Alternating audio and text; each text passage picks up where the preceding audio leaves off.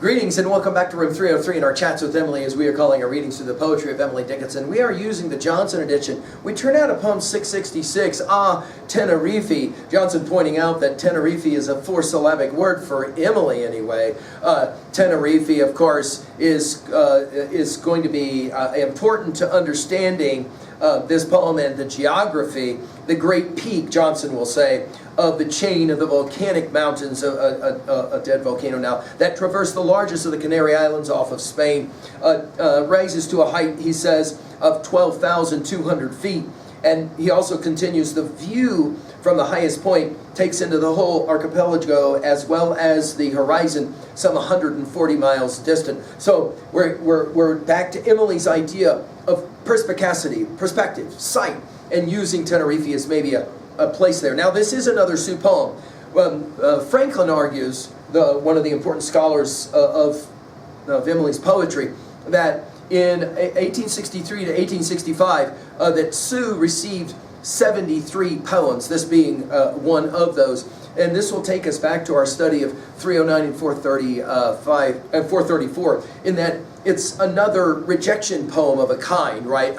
We're gonna read this poem from two different perspectives as we look at it. For sure, one of those will be that Emily is making the conscious observation that she wants to be with and close to Sioux, and Sioux has this tendency to be somewhat aloof. Now, our assumptions that you've been following your stuff at learnstrong.net, down that left-hand side, Chats with Emily's our playlist. I'm hopeful that you've already worked through our set of introductory comments where we mention Sioux and the fact that Sioux is the best friend, some even call her the lover of Emily, and then turns around and marries Emily's brother Austin, and then lives right next door. And there's this strained relationship that will happen for the rest of their lives. And then, of course, after Emily's death, Sioux plays a vital role in helping to produce so many of these poems.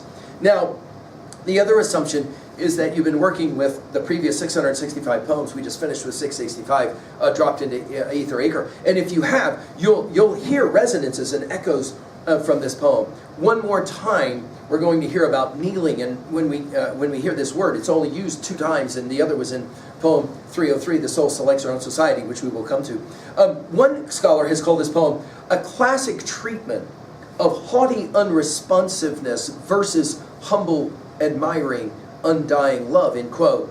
And again, Emily is dealing with this idea of being remote, either for herself or for others. And we'll get to another moment later when in 1181, when she talks about Vesuvius at home. Teneriffe, she says. Teneriffe, retreating mountain, purples of ages pause for you. Sunset reviews her sapphire regiment.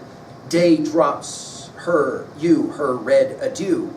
Still clad in your mail of ices, thigh of granite and thew of steel, heedless alike of pomp or parting. Teneriffe, I'm kneeling still. Now, the fact that she injects herself into the poem at the very end will allow us to set up, she's speaking symbolically, and Teneriffe then stands as a symbol for who or what, and many have said that in fact it is Sioux. Teneriffe, of course, is this dormant volcano right off, again, the Canary Islands, right off Spain. Again, there seems to be some reason to believe in Sioux. When we hit poem 1705, near the end of our study, she'll say it this way: volcanoes be in Sicily and South America, I judge from my geography, volcanoes nearer here, a lava step at any time, and am I inclined to climb a crater I may contemplate, Vesuvius at home. This idea of Vesuvius we'll pick up with when we get to that poem. We'll talk about the idea of why a volcano is such a powerful symbol. Here we are, notice, talking about Teneriffe as a retreating mountain, in other words, isolated. Purples of ages. We're going to get to, by the way, a number of these images in the next poem, 667, both from mountains as well as purples, and then, of course, sunsets. Purples of ages, pause for you, notice italicized, and again, the you here, is it Sioux, is it somebody else? Clearly, it's somebody that she is saying, you don't treat me with the proper amount of love or acceptance or admiration. Sunset reviews her, notice, sapphire regiment. Sapphire takes us back to poem 191. Sunset reviews her sapphire regiment. Notice the military language here. Day drops you her read adieu. Notice the exclamation points as well in this poem.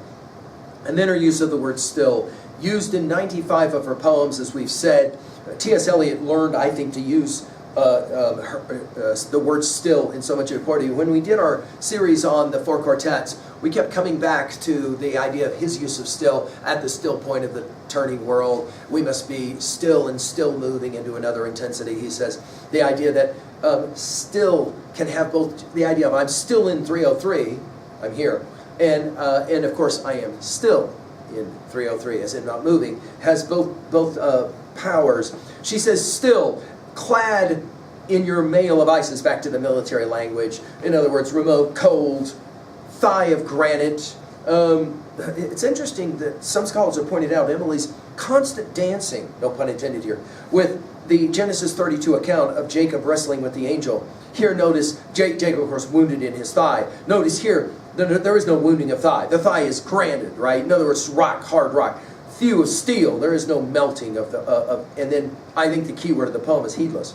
Heedless, dash, alike, dash, of pomp, back to poem 98, you'll remember that use of that word there, or parting. In other words, it doesn't matter. In other words, you, Teneriffe, you're cold, you're distant, like a volcano.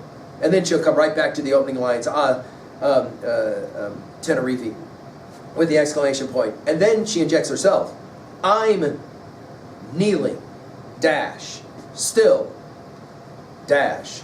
You guys will remember when we did 303, the soul selects her own society, then shuts the door to her divine majority, present no more. Unmoved, she notes the chariots pausing as at her low gate. Unmoved, an emperor be kneeling upon her mats. The only other time she uses this word kneeling. I've chosen her for an ample nation. Choose one, then close the valves of her attention like stone, granite stone. Now, there are some who read this poem as Emily is actually speaking of herself and the fact that she is distant, she is remote. But it's hard to read that because, of course, here it's I'm kneeling still, as in it seems to be waiting, right? Trying to figure out what I'm going to do next. When we get to poem 818, we'll play a similar game. We'll come back to this poem again. I could not drink it, sweet, till you had tasted first, though cooler than the water was, the thoughtfulness of thirst. And then when we, as I said, when we get to 1181, we'll play the game again. When I hoped I feared, since I hoped I dared, everywhere alone as a church remain. Spectre cannot harm, serpent cannot charm. He disposes doom who hath suffered him. We'll come back to this idea of the remoteness. I think at 2a, her argument here is that rejection is very difficult. And I think as well, we often worship what we can't have. In this case, of course, she longs, she kneels in worship, in longing for whoever this is. That's the to-be question. Who is the you? Is it Sue? Is it someone else? At 3a, well, of course, poems 818 and 1181 come to mind. At 3b, to own a poem like this, when was a time that you felt rejected and you were kneeling, longing for acceptance, admiration? Thank you.